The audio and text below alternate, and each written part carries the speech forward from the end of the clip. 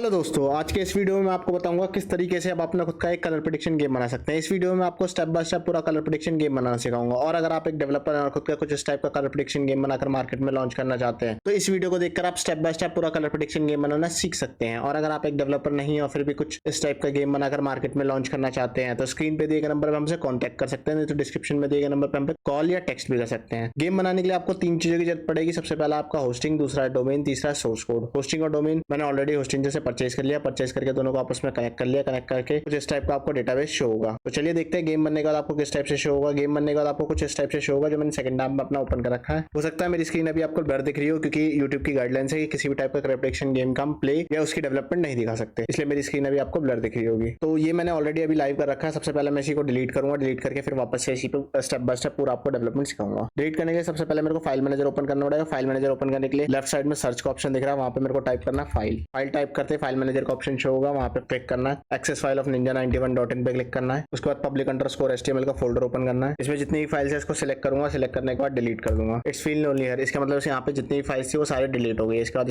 जो भी टैब है इसको क्लोज करूंगा। क्लोज करने के बाद डैशबोर्ड पे जाने के लिए सिंपली जो मैंने फाइल टाइप कर रखा था उसको रिमूव करूंगा। ओवरव्यू का ऑप्शन आएगा, उस पर क्लिक करूंगा। फिर डेटाबेस का ऑप्शन शो होगा डैशबोर्ड पे, उस पर क्लिक करना है। जो भी मेरे डोमेन के नाम से डेटाबेस यहाँ पे शो होगा उसके आगे एक मेन्यू का ऑप्शन शो रहा होगा, उस पर जाना, उसमें क्लिक करना है। क्लिक करने के बाद डिलीट का ऑप्शन शो होगा, डिलीट के ऑप्शन पे क्लिक करना है। सिंपली जो भी मेरा डेटाबेस था इससे रिगार्डिंग वो भी मैंने डिलीट कर दिया है। कन्फर्म डिलीट कर दिया है यहाँ से। उसके बाद मैं वापस से अपने डोमेन पे आ जाता हूँ। डोमेन पे आने के बाद मैं जैसे इसको रिफ्रेश करूंगा यहाँ पे 403 का रश हो रहा है। क्यों? क्योंकि इसका मतलब यह है कि यहाँ पे अभी कोई भी फाइल लाइव नहीं है। अब मैं वापस अपने डैशबोर्ड पे चला जाता हूँ। डैशबोर्ड पे ओपन कर लेता हूँ। अब यहाँ सर्च में वापस से फाइल टाइप करता हूँ। फाइल टाइप करने के बाद फाइल मैनेजर का ऑप्शन पे क्लिक करता हूँ। एक्सेस फाइल ऑफ ninja91.in पे क्लिक करना है। फिर public_html का फोल्डर ओपन करना है। जो भी मेरा सोर्स कोड है, सोर्स कोड मैंने जो डाउनलोड कर रखा है वो सिंपली यहाँ पे मैं अपलोड कर दूंगा। सिंपली मैंने सोर्स कोड यहाँ ड्रैग एंड ड्रॉप कर दिया। राइट साइड कॉर्नर में आप देखेंगे हमारा सोर्स कोड जो भी है वो अपलोड हो रहा है। हमारी जिप फाइल जैसे ही अपलोड हो जाएगी, अपलोड होने के बाद सिंपली उसको सिलेक्ट करना है। सिलेक्ट करके उसको राइट क्लिक करना है। राइट क्लिक करने के बाद एक्सट्रैक्ट का ऑप्शन शो होगा, उस पर क्लिक करना है। ये फाइल हमें एक्सट्रैक्ट करनी है तो कहाँ पे एक्सट्रैक्ट करनी है? public_html फोल्डर के अंदर। तो सिंपली इसमें डॉट टाइप करना है। डॉट टाइप करने के बाद एक्सट्रैक्ट पे क्लिक कर देना है। जैसे एक्सट्रैक्ट पे क्लिक कर दूंगा मेरी सारी फाइलें यहाँ पे एक्सट्रैक्ट हो जाएगी। उसके बाद मेरे को अपना स्क्रॉल डाउन करके मैं नीचे आऊंगा, अपनी जिप फाइल फाइंड करूंगा। जिप फाइल के अब हमें कोई नीड नहीं है तो सिंपली इसको मैं डिलीट कर दूंगा यहाँ से। उसके बाद मैं वापस से अपने डैशबोर्ड पे जाता हूँ। डैशबोर्ड पे जाने के लिए सिंपली जो फाइल टाइप किया था उसको रिमूव कर दूंगा। रिमूव करने के बाद ओवरव्यू का ऑप्शन जो होगा उस पर क्लिक करूंगा। और उस पर क्लिक करने के बाद डैशबोर्ड पे आने के बाद डेटाबेस का ऑप्शन पे फाइंड करूंगा। डेटाबेस अब मैं यहाँ पे क्या करूंगा, एक डेटाबेस क्रिएट करूंगा। डेटाबेस क्रिएट करने के लिए सिंपली मैं कोई भी रैंडमली एक डेटाबेस क्रिएट कर ले रहा हूँ। यहाँ पे क्रिएट पे क्लिक करूंगा, हमारा डेटाबेस यहाँ पे क्रिएट हो जाएगा। डेटाबेस क्रिएट होने के बाद सिंपली मेरे को एंटर PHP माई एडमिन पे क्लिक करना है। एंटर PHP माई एडमिन पे क्लिक करने के बाद हमारे डेटाबेस यहाँ पे शो रहा होगा। सिंपली जो भी मेरा डेटाबेस का टेबल मैंने जो डाउनलोड कर रखा है वो यहाँ पे अपलोड कर दूंगा। डेटाबेस अपलोड होने के बाद यहाँ पे सक्सेस का मैसेज हमें शो होगा। सक्सेस का मैसेज शो होते ही हमें इस पर कट कर देना है। कट करने के बाद हमारा डेटाबेस है उस पर क्लिक करना है। क्लिक करने के बाद हमें जितने भी डेटाबेस के हमारे टेबल्स हैं वो यहाँ पे शो हो रही है। उसके बाद मैं अपने डोमेन पे आता हूँ। डोमेन पे जाके मैं अपना जैसे उसको रिफ्रेश करूंगा, हमारा गेम तो लाइव हो गया बट स्टिल इसमें काफी सारी चीजें जो अभी हमें शो नहीं हो रही। जैसे हमारा लोगो हो गया, काफी सारी इमेजेस है जो हमें विजिबल नहीं है। क्योंकि हमने फाइल तो अपलोड कर दिया, डेटाबेस भी अपलोड कर दिया, बट दोनों को आपस में कनेक्ट नहीं किया। कनेक्ट करने के लिए सिंपली public_html का जो फोल्डर ओपन कर रखा है उस पर जाऊंगा। उस पर जाने के बाद कंट्रोल फोल्डर पे क्लिक करूंगा। activity.php फाइल ओपन करनी है। तो जो भी मेरा डेटाबेस है जो हमने क्रिएट किया था सिंपली यहाँ पे अपडेट करना है हमें। मैंने यहाँ से कॉपी कर लिया डेटाबेस का नेम, सिंपली यहाँ पे मेरे को अपडेट करना है। सेव कर देना। सेव करने के बाद dbaction.php ओपन करना है। यहाँ पे भी डेटाबेस का table name, user name and password update कर देना। सेव करने के बाद सिंपली public_html फोल्डर के अंदर आ जाना है। एडमिन फोल्डर ओपन करना है, कंट्रोल फोल्डर, activity.php। यहाँ पे भी हमें अपना डेटाबेस कनेक्शन अपडेट करना है। dbaction फाइल ओपन करनी है। वापस अपने डोमेन पे आऊँगा। डोमेन पे आने के बाद रिफ्रेश करूंगा। चलो मैं अभी भी यहाँ पे हमें काफ़ी सारी चीज़ें शो नहीं हो रही। एक बार मैं वापस से जाके अपना डेटाबेस कनेक्शन चेक करूंगा। public_html control activity.php। यहाँ पे मैंने पासवर्ड थोड़ा रॉन्ग डाल रखा था तो करेक्ट करते हैं।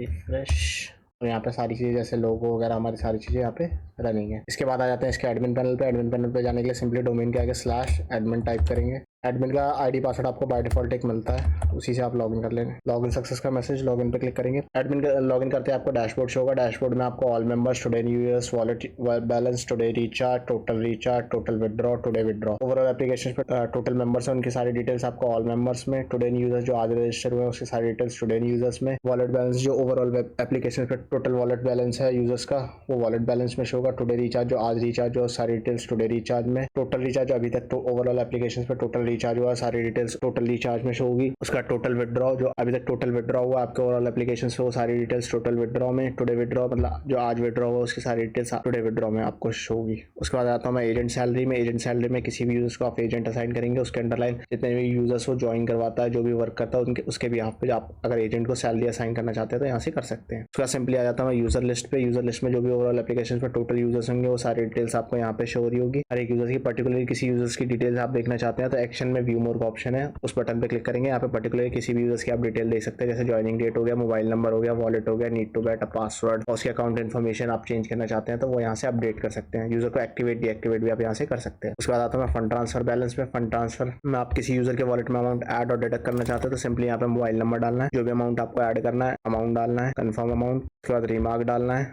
Deposit, transfer fund. सिंपली आपको यहाँ पे यूजर के वॉलेट में अमाउंट ऐड हो जाएगा। उसके बाद आपको अगर डिडक्ट करना है तो सिंपली सेम फोन नंबर डालना है आपको। उसके बाद जो भी अमाउंट आपको -1000 डिडक्ट करना है, मेरे को -1000 रिमार्क आपको अपडेट करना है, ट्रांसफर फंड। किसी जिस भी यूजर के वॉलेट से अमाउंट आप डिडक्ट करना चाहते हैं यहाँ से कर सकते हैं। उसका ट्रांसफर एस्टीमेट ओवरऑल एप्लीकेशन पे टोटल ट्रांसफर डिटेल्स होंगे वो सारी डिटेल्स जैसे डिपॉजिट विड्रॉ वो सारी डिटेल्स आपको यहाँ पे शो हो रही होगी। तो विड्रॉ हिस्ट्री में आता है जो ओवरऑल एप्लीकेशन से आपको विड्रॉ होंगे उसकी सारी डिटेल्स आपको यहाँ पे शो हो रही होंगी। अब बैट हिस्ट्री में हर एक गेम की बैट हिस्ट्री यहाँ पे शो हो रही होगी। गेम किस गेम में किस पीरियड में कितना अमाउंट का बेट लगा है, विन किया है या लॉस किया है, वो सारी डिटेल्स आपको यहाँ पे शो हो रही होगी। तो आ जाता हूँ मैं ऑल रिक्वेस्ट में। ऑल रिक्वेस्ट में आपको withdraw request and deposit request यहाँ पे शो हो रहा है, जिसमें आपको बेसिकली बाय डिफॉल्ट जो देते हैं हम मैनुअल मेथड देते हैं। और पेमेंट के दो टाइप्स के मेथड्स होते हैं, मैनुअल और ऑटोमेटिक। मैनुअल में क्या होता है सारी चीजें आपको मैनुअली वेरीफाई करनी पड़ती है, मैनुअली यूजर के अकाउंट में अमाउंट ऐड करना पड़ता है, मैनुअली यूजर के अमाउंट वॉलेट से अमाउंट डिडक्ट करना पड़ता है। और ऑटोमेटिक में सारी चीजें क्या होंगी ऑटोमेटिकली वेरीफाई होती है, यूजर के वॉलेट में अमाउंट ऑटोमेटिकली डिडक्ट और ऐड हो जाता है। तो सिंपली विड्रॉ रिक्वेस्ट में जो विड्रॉ इनिशिएट होगा उसकी सारी डिटेल्स आपको विड्रॉ रिक्वेस्ट में यहाँ पे शो हो रही होगी, जिसमें मैनुअल यूजर के वॉलेट से अमाउंट ट्रांसफर करेंगे, उसके बाद यहाँ से अप्रूव कर देंगे। फिर उसके बाद ऑल रिक्वेस्ट में डिपॉजिट रिक्वेस्ट आ जाती है आपकी। डिपॉजिट रिक्वेस्ट में मैनुअली आप जब तक यहाँ से अप्रूव नहीं करेंगे तो यूजर के वॉलेट में अमाउंट ऐड नहीं होगा। उसके बाद आता हूँ मैं कस्टम रिजल्ट में। कस्टम रिजल्ट में बेसिकली बाय डिफॉल्ट जो दो गेम्स हम देते हैं टर्विंगो लॉटरी एंड K3 लॉटरी, हम यहाँ से कस्टम रिजल्ट दे सकते हैं। इसमें क्या होता है किसी भी पीरियड में आप किसी भी यूजर को अगर विन कराना चाहते हैं या लॉस कराना चाहते हैं आप यहाँ से कर सकते हैं। सिंपली हर एक पीरियड के आप बेसिकली बाय डिफॉल्ट इसमें भी जो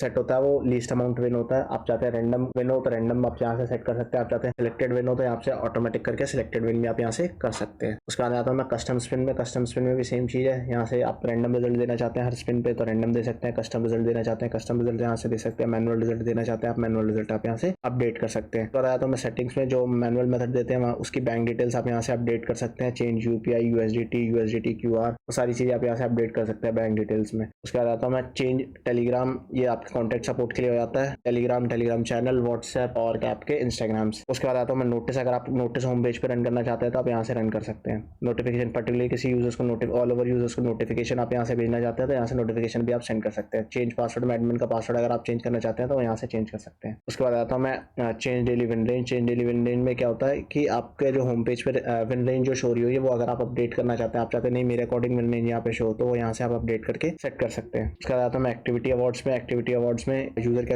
एक्टिविटी के अकॉर्डिंग आप रिवॉर्ड सेट करना चाहते हैं कि इतना अमाउंट उसने बेट किया तो इतना अमाउंट उसको रिवॉर्ड मिलना चाहिए तो आप यहाँ से सेट कर सकते हैं। उसके बाद है invitation bonus. Invitation bonus 13 refer type के बोनस यहाँ पे आप सेट कर सकते हैं, इसमें पर्टिकुलर रेफर करने पे आप रिवॉर्ड्स यहाँ पे सेट कर सकते हैं। फिर आता हूँ मैं लेवल सेटिंग्स में। लेवल सेटिंग्स में चेंज फर्स्ट रिचार्ज कमीशन, आप रिचार्ज कमीशन सेट करना चाहते हैं यहाँ पे फर्स्ट रिचार्ज पे तो यहाँ से सेट कर सकते हैं 10 लेवल्स तक। उसके बाद बेट कमीशन आप सेट करना चाहते हैं तो बेट कमीशन आप 10 लेवल तक यहाँ पे सेट कर सकते हैं। उसके बाद आता हूँ मैं इशूज में। जो भी यूजर इशू रेज करेगा वो सारी डिटेल्स आपको यहाँ पे शो हो रही होगी। बट गिफ्ट जोन में आ जाते हैं। गिफ्ट जोन में जो भी गिफ्ट कार्ड आप क्रिएट करना चाहते हैं यहाँ से क्रिएट कर सकते हैं, जिससे यूजर रिडीम करके आप कुछ अमाउंट ऑफ यूज कर सकता है। उसके बाद आता हूँ मैं लॉग आउट का option. For the security purpose मैं अपना एडमिन पैनल लॉग आउट कर दूंगा, जिससे मेरे एडमिन पैनल से कोई भी मिसयूज ना कर सके, किसी भी यूजर के वॉलेट में अमाउंट ऐड डिडक्ट या विन लॉस ना करा सके। इसी तरह की वीडियो अगर आप आगे भी देखना चाहते हैं तो प्लीज लाइक करें, शेयर करें, सब्सक्राइब करें।